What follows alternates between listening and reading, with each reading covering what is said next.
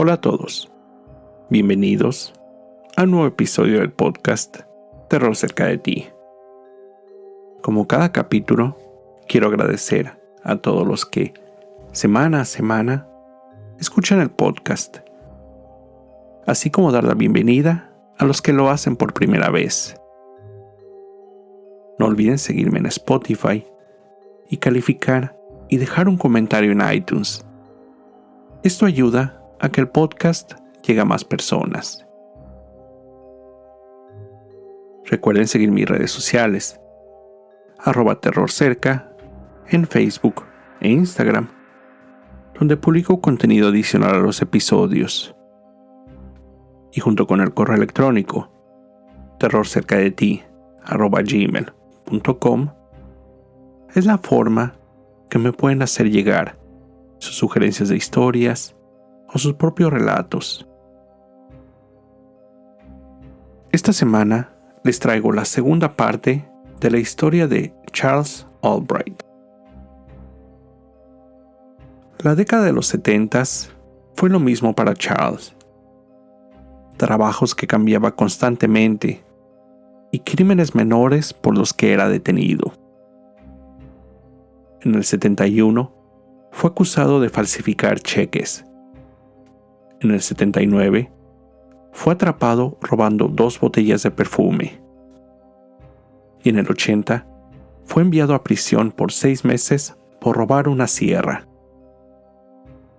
Cuando su condena no era simplemente libertad condicional y era enviado a prisión, su madre inventaba que había conseguido un trabajo en otro estado para justificar su ausencia. En 1975, se divorció de Betty, diciendo que era un matrimonio sin amor. A partir de su separación, comenzó a formar una fama de mujeriego, pero a la manera antigua. Regalaba flores a las mujeres, cajas musicales, dulces, o les recitaba versos de poemas. A finales de la década de los 70s, formó parte del coro de la Iglesia Católica de San Bernardo en East Dallas.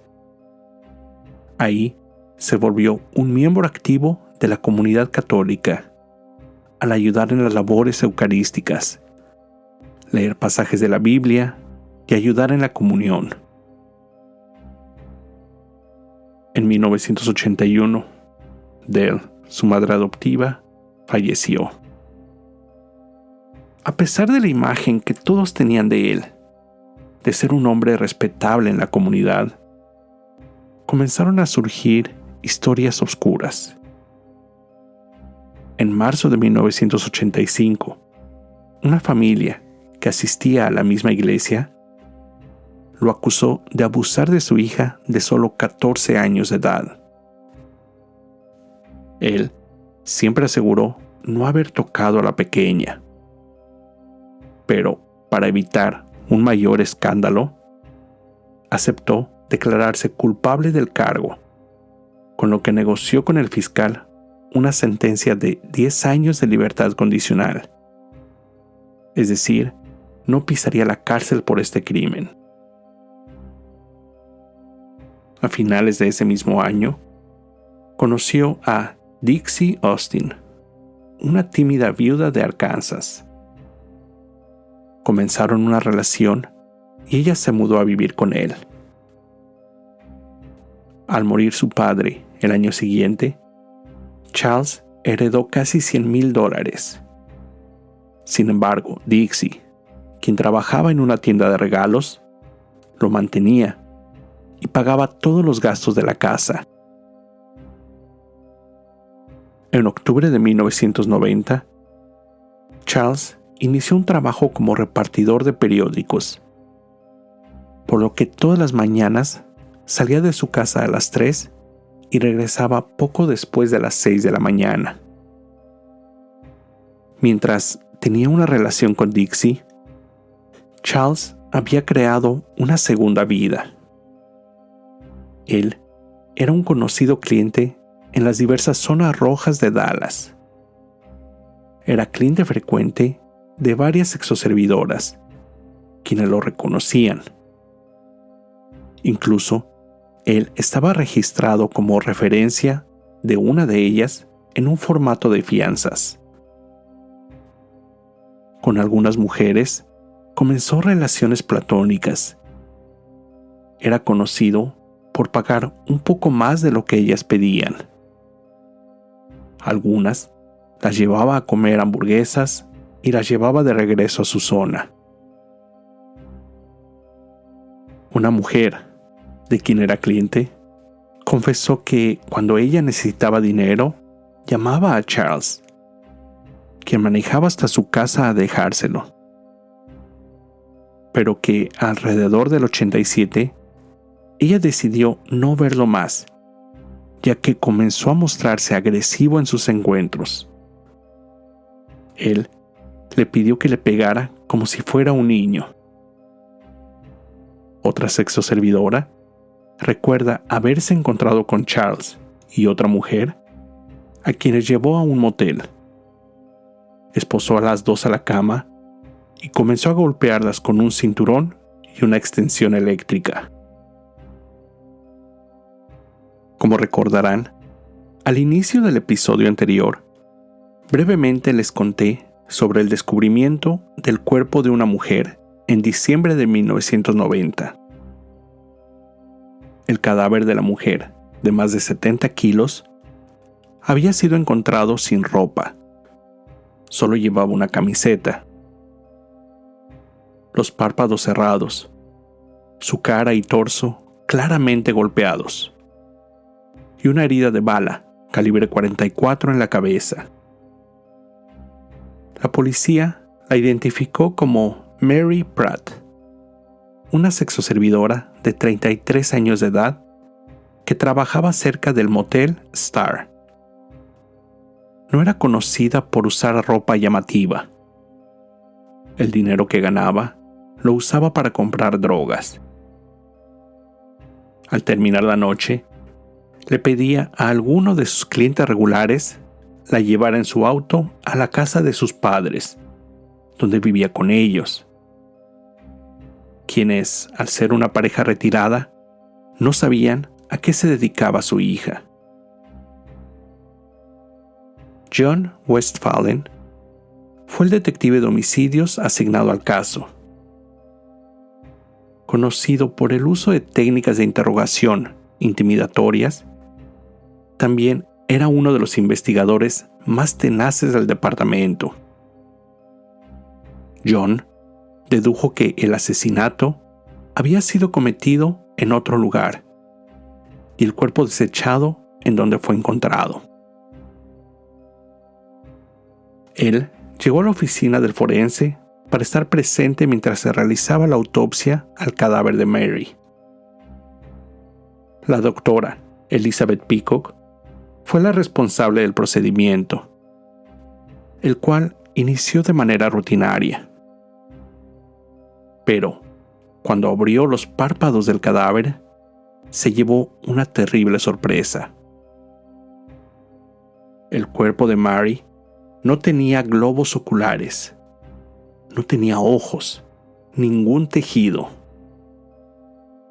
Los ojos habían sido cortados y removidos con tal delicadeza que los párpados superior e inferior se encontraban intactos. Esa no era una operación que se enseñaba en la escuela de medicina. El asesino sabía cómo usar un cuchillo alrededor de los ojos, asegurándose de no dañar la piel de alrededor, para después cortar los 6 músculos principales que sostienen cada ojo en su cuenca, así como el resistente nervio óptico.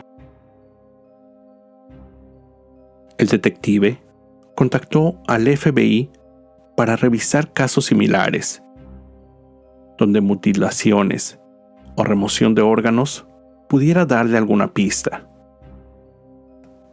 Sin embargo, un agente le informó que no había otro caso donde se hubiera realizado un corte tan preciso. Solo unos meses después, en febrero del 91, en un área cercana, la policía encontró el cadáver de una segunda víctima. Identificada como Susan Peterson, de 27 años de edad, también trabajaba como sexoservidora. Estaba casi desnuda, con heridas de bala en la cabeza, pecho y estómago. Sus párpados estaban cerrados. Su cuerpo había sido encontrado al final del mismo camino de aquel donde estaba Mary. Pero ya que ese lugar se consideraba justo el límite de la ciudad, el crimen fue asignado a una jurisdicción diferente al primero. Larry Oliver, detective asignado a este caso, sin saber sobre Mary, acompañó al forense durante la realización de la autopsia. El procedimiento inició. El médico abrió el primer párpado, luego el segundo. Llamó al detective para que se acercara.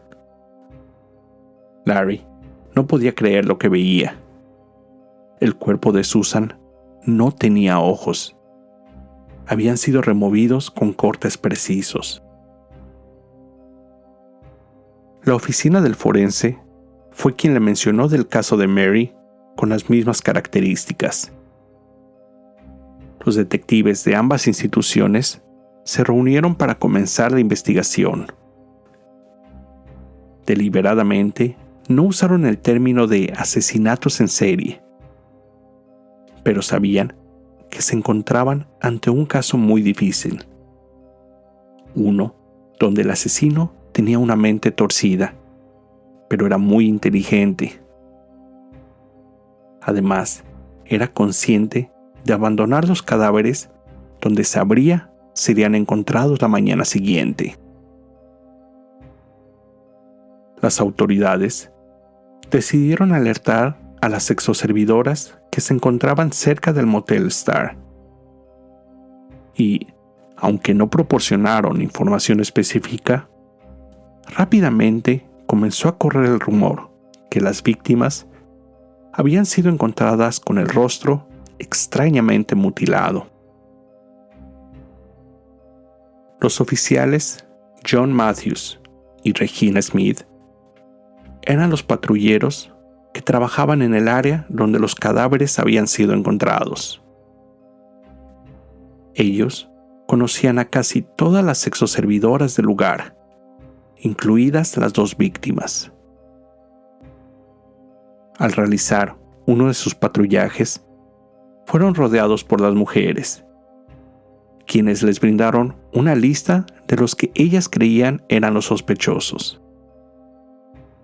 Clientes a los que les gustaba amarrarlas o golpearlas. Pero esta información no llevó a una pista sólida. Dentro de estas, Matthews y Smith habían recibido la queja de Verónica Rodríguez, una sexoservidora que dijo que unas semanas antes había sido violada y que ella sentía iba a ser asesinada en una casa, pero que había logrado escapar. Sin embargo, la historia que Verónica contaba cambiaba constantemente, por lo que no creyeron que la información fuera cierta y relevante para el caso. Los detectives comenzaron a formular diversas teorías sobre el asesino y por qué cortaba los ojos de sus víctimas. Pero en ese momento no tenían ninguna pista. El 19 de marzo de 1991, el cuerpo de quien sería identificada como Shirley Williams, una sexoservidora de color, fue encontrado en una zona residencial, a solo una cuadra de una escuela primaria. Shirley se encontraba desnuda, y cuando el forense llegó a la escena, Westphalen, el detective, le pidió abriera sus párpados. La respuesta fue cito, removidos. La autopsia demostró que, en este caso, los ojos habían sido cortados, pero de una manera apurada. Encontraron la punta de una navaja en la piel de la esquina del ojo derecho. Cuando la voz se corrió sobre el tercer asesinato, el Motel Star se vio casi en total abandono. Algunas sexoservidoras se mudaron de la ciudad de Dallas, según les informaron a los patrulleros. Aquellas pocas que se quedaron, ya que no tenían el dinero suficiente, se mudaron juntas cerca de la casa de un hombre que dijo las protegería. Mientras patrullaban el área, los policías se toparon con Brenda Smith, una veterana sexoservidora trabajando más de 17 años en el vecindario. Cuando le dijeron sobre el asesino suelto, ella les dijo que de inmediato se iría del lugar, ya que solo unos días antes, un hombre blanco, de cabello canoso y botas vaqueras, se acercó a ella. El hombre, manejando una camioneta de color oscuro, pidió sus servicios, por lo que ella subió al auto. Cuando él le dijo la llevaría a un lugar discreto y ella se negó, él comenzó a gritarle, completamente furioso, amenazando con matarla. Ella pudo escapar cuando él se distrajo y salió del auto. Esta información, más la pista proporcionada tiempo atrás por Verónica, llevó a los patrulleros a investigar los registros de la propiedad a la que ella fue llevada. Esa casa se encontraba registrada a nombre de Fred Albright, quien había muerto algunos años atrás. La policía también había recibido una llamada anónima de una mujer diciendo que era amiga de Mary Pratt, la primer víctima, y que a través de ella conoció a un hombre con quien había salido en algunas ocasiones. Ese hombre, de personalidad amable, tenía una extraña fascinación con los ojos. Además, había mencionado que tenía navajas de cuchillos de corte de precisión. El nombre de esa persona era Charles Albright, hijo del dueño de aquel inmueble.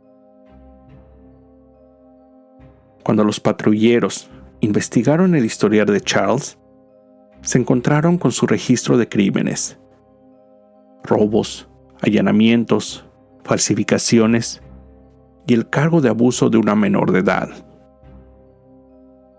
Imprimieron la fotografía del sospechoso y al mostrársela a Brenda Smith, de inmediato identificó a su atacante. Cuando se la mostraron a Verónica, ella, por miedo, no quiso señalarlo, pero notaron claramente su temor al ver la fotografía. Cuando el detective Westphalen convenció a Verónica de señalarlo como su atacante, pudieron dar el siguiente paso. Los detectives se presentaron en el domicilio de Charles la madrugada del 22 de marzo del 91 con una orden de arresto. Albright salió de su casa esposado, sin decir una sola palabra. Dixie solo veía, incrédula, cómo se llevaban al hombre con quien había compartido los últimos años de su vida. Mientras Charles se encontraba detenido, fue interrogado por el detective Westphalen, pero el sospechoso se negó a confesar cualquier crimen. Aquellos cercanos al caso se preguntaban si la policía contaba con pruebas irrefutables de su culpabilidad. Los detectives buscaron en cada rincón de su casa esperando encontrar evidencia. descubrieron un compartimiento secreto donde tenía armas de fuego, pistolas y rifles, pero ninguna era el arma homicida. Ningún testigo pudo confirmar haber visto a Charles con alguna de las 3 víctimas en las noches de los asesinatos. Durante el juicio, Verónica, principal testigo de la fiscalía, cambió su declaración y se convirtió en testigo para la defensa, asegurando que los detectives la presionaron para que seleccionara la fotografía de Charles mientras fue interrogada. El fiscal, un joven de 33 años de edad, usaría la única evidencia que tenía en sus manos. La oficina había detectado cabello y lo iban a usar para buscar una convicción por homicidio por primera vez. Durante la investigación, el equipo forense encontró cabellos en los cuerpos de las 3 víctimas, que eran similares a muestras tomadas de Charles. En ese momento, los cabellos no eran concluyentes como las huellas digitales, ya que, aún vistos bajo microscopio, era fácil identificar cabellos provenientes de diferentes personas y encontrar ciertas similitudes. En esos años, las pruebas de ADN aún no estaban disponibles. Los forenses también habían encontrado cabello en una manta en la camioneta de Charles, similar a muestras de las 2 primeras víctimas, y en la aspiradora de su casa, muestras similares a las de la tercera. Tina Connolly, una sexoservidora frecuentada por Charles, testificó que él era uno de sus clientes, pero que siempre la buscaba por las tardes, y que la única vez que lo vio por la noche fue la misma que Shirley, la tercera víctima, había desaparecido. Ella llevó a los investigadores a un área donde acudía con el acusado. Ahí encontraron una manta y un abrigo amarillo, como el que llevaba Shirley el día de su desaparición. Tanto la manta como el abrigo tenían cabellos similares a las muestras obtenidas de Charles. La evidencia presentada fue considerada por el abogado defensor como circunstancial. Con esta, Charles solo fue acusado formalmente del asesinato de la tercera víctima, Shirley Williams. El 18 de diciembre del 91, el jurado del caso lo declaró culpable del homicidio de Shirley y fue sentenciado a cadena perpetua sin la posibilidad de salir bajo fianza. Charles, llamado por algunos medios como The Eyeball Killer, el asesino de los ojos, The Dallas Slasher, The Dallas Reaper, el destripador de Dallas, fue enviado al centro penitenciario en Amarillo, Texas. Sus abogados intentaron presentar una apelación, argumentando la falta de evidencia, pero esta fue negada. Mientras se encontraba preso, fuentes oficiales declararon que él mostraba gran fascinación por el ojo humano, así como interés en noticias sobre historias en que los ojos habían sido cortados o perforados. Charles Albright, de 87 años de edad, murió en agosto del 2020 en prisión.